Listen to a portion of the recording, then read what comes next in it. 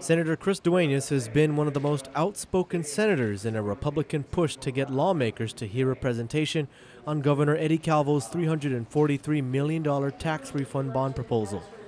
So what does he think now? Well, I think their numbers don't lie. I think it's clearly we have two different perspectives here. I think what was really important to me was not only to hear their presentation, but to kind of understand that, maybe at this point there's a middle here. And that middle could be somewhere between Senator Ben Pangalinan's $180 million bond proposal and the governor's $343 million bond proposal. During last night's presentation, when asked if he would be willing to accept an amount that was in between the two figures, the governor said he was willing to work with the legislature. I think the governor saw two possible scenarios, and I appreciated the fact that he was very, very willing to work with us and understands our dilemma.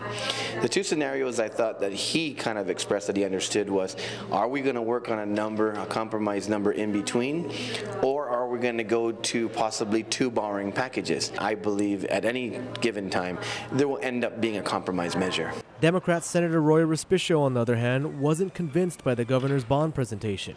He, like Senator Ben Pangilinan, is concerned that GovGuam can't afford to borrow $343 million on the bond market.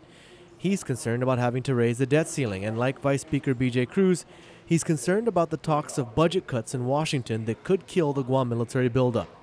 Nevertheless, he too admits that there are talks of a compromise. But if there's now some talk of a $260 million bond, we'd have to see how, again, if the debt ceiling would have to be raised, how much in terms of a debt service we would have to pay back. And so certainly, the legislature's always been open to some kind of a borrowing. However, he is still very reluctant to even consider a $343 million bond. If there's going to be a mad rush and a hard push to stick with a $343 million figure, then I may be inclined to not supporting any kind of borrowing and doing the more prudent thing by waiting till January to see how Congress disposes of its own budget and how the territories will fare.